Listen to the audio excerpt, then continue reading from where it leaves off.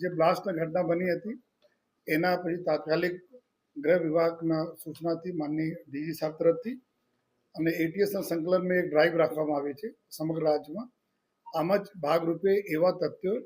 જો કોઈ પણ પ્રકારથી એવા એન્ટી નેશનલ કામગીરીમાં સામેલ થવાની શક્યતા હોય આ પ્રકારના તમામ વ્યક્તિઓના એક જો અલગથી ડોઝિયર બનાવવાની જો કામગીરી ચાલુ કરવામાં આવી છે. એના માટે સર્વપ્રથમ તો અલગ અલગ જો એવા ગુનાઓ જો લગભગ એન્ટી નેશનલ પ્રકારના ગુનાઓ હોય છે એમાં જો છેલ્લા 30 વર્ષના ડેટા અમે લોકો લીધા જે લોકો સામેલ હોય છે, ખાસ કરીને હથિયાર ધારાના જો કેસીસ જો વેપન્સ વગેરેના સપ્લાયમાં વેપન સાથે પકડાયેલા છે એવા છેલ્લા 30 વર્ષમાં કુલ લગભગ જો 1717 જેટલા એવા લોકો છે જો પકડાય છે. અને સાથોસાથ નેક્સ્ટ છે બનાવટી ચલણી નોટો. જો FICN બોલે છે કે જો ઇન્ડિયન જો કરન્સીના જો આ લોકો અલગ અલગ પ્રકારથી પ્રિન્ટ કરે, ડુપ્લિકેસી કરે જો या कोई सारा जो है अपना कोई जगह प्रिंट कराઈને અને આમાં ભેળસેળ કરીને બેચતા હોય એવા લગભગ 241 જેટલા લોકો છે જો અને પછી જો આપણા એક્સપ્લોઝિવ એક્ટ હેઠળ જો ભૂતકાળમાં જેટલા કોઈ બોમ્બ્સ વગેરે મળ્યા હોય, આપણે સુરત એક હિસ્ટ્રી ધરાવે છે કે બ્લાસ્ટ સાથે જોડેલા લોકો બી અહીંયા છે જો તો એક્સપ્લોઝિવ એક્ટમાં મોટા કોઈ જથ્થા રાખવાના આ પ્રકારના કેસીસમાં જો આરોપીઓ હતા કુલ 265 જેટલા આ લોકો આરોપીઓ છે. અને પછી એના પછી જો સિરિયસ જો પહેલે આપણા એવા એક્ટ છે જે ટેરર રિલેટેડ એક્ટ હતા જેમાં ટાડા, પોટા અને ગુસ્સીટોક જેવા એક્ટો છે. આ એક્ટમાં જેટલા લોકો પકડાયેલા છે આ લોકોનો જો એક માહિતી જો જેમાં કુલ 233 જેટલા લોકો આવે. અને પછી જો NDPS જો આરોપીઓ જેના અત્યારે નાર્કો ટેરરિઝમ તરીકે બી અમારા લોકોના ટાર્ગેટમાં રહે છે. જો NDPSના સપ્લાયમાં જેટલા બી લોકો સામેલ છે અને જો મોટા જો કાર્ટલ્સ હોય, પેડલર્સ હોય આ પ્રકારનું ટોટલ જો 1255 જેટલા લોકો છે. તો આ પ્રકારના કુલ અમે લોકોને અને એના પછી જો એક નેક્સ્ટ કેટેગરી છે કે જે ઓઇલ ચોરીના, ક્યોંકि આ સૌથી મોટો એક જો નેશનલ થેફ્ટના પ્રોપર્ટીના થેફ્ટ છે. તો ઓઇલ ચોરીના ગુના જે આપણે સુરતમાં નથી, લેકિન આ 6 પ્રકારના હેડમાં જેટલા લોકો છેલ્લા 30 વર્ષમાં પકડાયા છે એની પૂરી એક માહિતી રેડી કરીને એના ડોઝિયર બનાવવાના. ડોઝિયર એટલે કે જેમાં એના પૂરા નામ, સરનામા, એના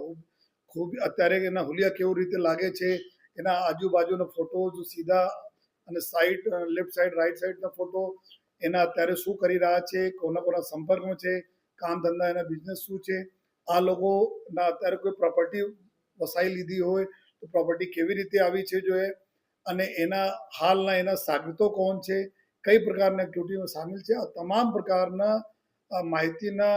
સંકલિત કરતા એક ડોઝિયરના પરફોર્મા બનાવવામાં આવેલા છે. અને અત્યારે જો પૂરી સમગ્ર જો પોલીસ સુરત શહેરના તમામ ઝોનના પોલીસ, ક્રાઇમ બ્રાન્ચ સુધી તમામ લોકો આ ડ્રાઈવમાં સામેલ થઈને આ લોકો ડોઝિયર બનાવવાની કામગીરી કરી રહ્યા છે જો જેમાં સાથોસાથ આ લોકોને લેટેસ્ટ લોકેશન બારેમાં અમે લોકો જોયા તો ટોટલ લગભગ 3800 જેટલા લોકો થાય છે. આમાં લગભગ જો આપણા શહેરમાં નથી લેકિન બહાર બહુ દૂરના કોઈ જગ્યા 170 જેટલા લોકો છે જો બહાર છે. અને લગભગ 1200 જેટલા લોકો છે જો ગુજરાત રાજ્યમાં નથી, ગુજરાત બહાર છે જો જેના માટે અમારા લોકો સંકલન ચાલુ છે જે તે યુનિટ સાથે, પોલીસ યુનિટ સાથે. બાકી જેલમાં અત્યારે 217 જેટલા છે અને 92 જેટલા લોકો મરણ ગયેલા છે. અને તો આ બધાના અગર અમે કાઢીએ તો કરીબ 2400 લોકોના ડેટા અમે મળે છે જેના એકદમ જો અમારા સૌથી વધારે આ લોકો જો ટાર્ગેટમાં છે. અને એના જ લઈને અત્યારે અમે લગભગ જો 700થી વધુ લોકોના ડોઝિયર તૈયાર કરી લેવામાં આવેલા છે. અમારી પાસે 2 દિવસનો ટાઈમ છે જો 100 કલાકમાં જો 2 દિવસમાં પૂરા 100% અમે લોકો કાર્યવાહી કરી દેવાના છીએ જેમાં ખૂબ સરસ રીતે ડોઝિયર અને આ જેટલી અમે આપણે માહિતી બતાવી એના જ પછી જો ચેકિંગના કાર્યવાહી એના ઉપર જો એક્શનેબલ કાર્યવાહી કરવામાં આવશે.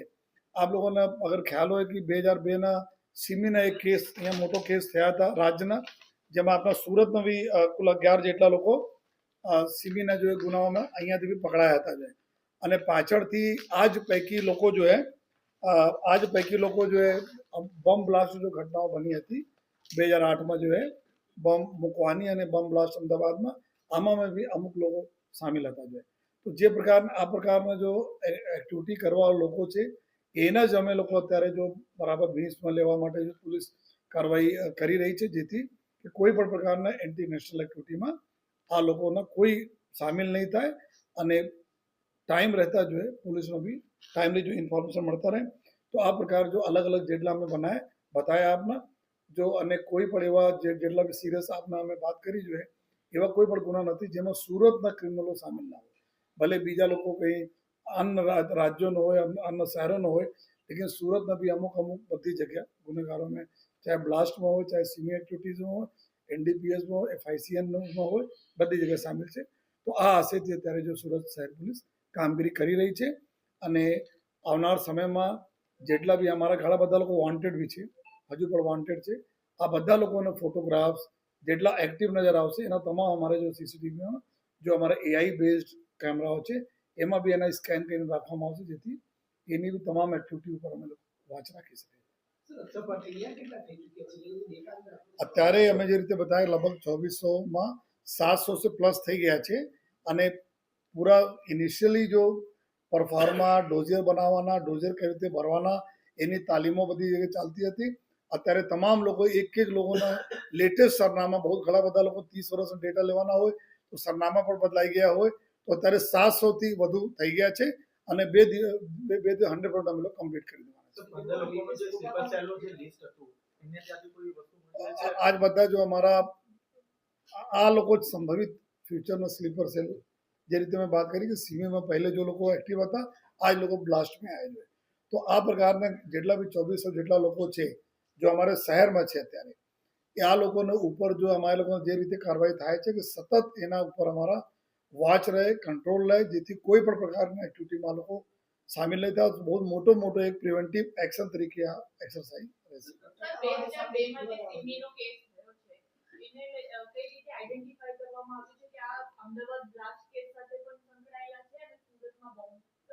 આ તો જ્યારે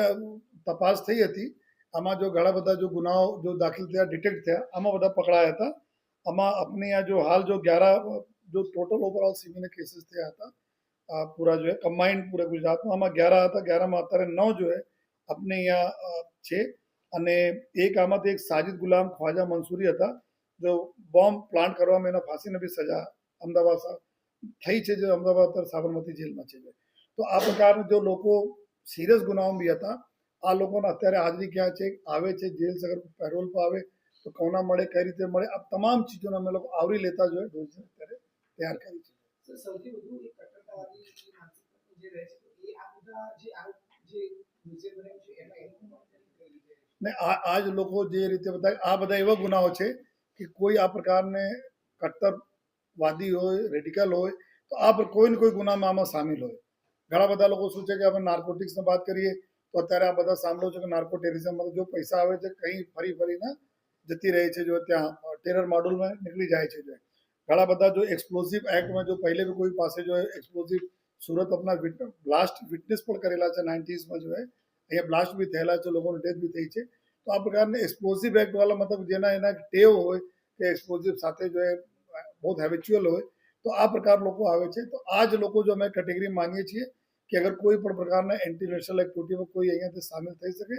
તો બહુ સંભાવના રહે છે કે આ જો ગુનાઓનો અમે 6 કેટેગરી છે આમાંથી કોઈ ટેવાલા હોય આ બી થઈ શકે છે. બોમ્બ બ્લાસ્ટના કેટલા લોકો જે બોમ્બ બ્લાસ્ટની અંદર સામેલ હતા? बम ब्लास्ट जो कुल 2008 में जो बम ब्लास्ट થયા હતા આમાં કુલ 72 આરોપી जो पूरा राज्य में पकड़ाया હતા जो है અને આમાં આરોપી પૈકી સુરતના કુલ 3 આરોપી હતા जो જે રીતે મેં વાત કરી કે મોહમ્મદ તનવીર મોહમ્મદ અખ્તર પઠાણ હતા એના ફાંસીના સજાનો હુકમ થયેલા છે. બાકી જો એક મોહમ્મદ જહીર હતા જો પકડાયા હતા પછી કોર્ટથી નિર્દોષ છૂટી ગયા હતા અને એક રફીક ઉર્ફે રઈસ વલીભાઈ ઈસાભાઈ છે જો અત્યારે વોન્ટેડ છે આફ્રિકા ભાગી ગયા છે. તો આમાં બી 3 લોકો આપણે અહીંયાના હા આજ જો એક્સરસાઇઝ ચાલુ છે જો એજન્સીઝ જો છે આ તો ટ્રેસ કરતી જ રહે છે લેकिन આ બધા જો અમારે લોકોને બી રડારમાં ટોપ મોસ્ટ પ્રાયોરિટીમાં આવી ગયા છે કે એના એક્ટિવિટીઝ અમારા લોકો નજરમાં આવવાના છે. એક ખતમ કરી પછી જલ્દી અમે જે રીતે બતાવ્યા કે અમારા ઘણા બધા સેન્ટ્રલ એજન્સીઝ છે સ્ટેટ એજન્સીઝ છે આ લોકો જો અલગ અલગ જો સંસ્થાઓ છે સંકલનમાં રહીને અમારા લોકોને જો ગાઈડલાઇન્સ છે બધા આપણી સાથે ડિસ્કસ નહીં કરી શકી એ ગાઈડલાઇન્સ પ્રમાણે અમે લોકોને તમામ ચીજો ઉપર જો એજન્સીસના વાંચ રહે છે.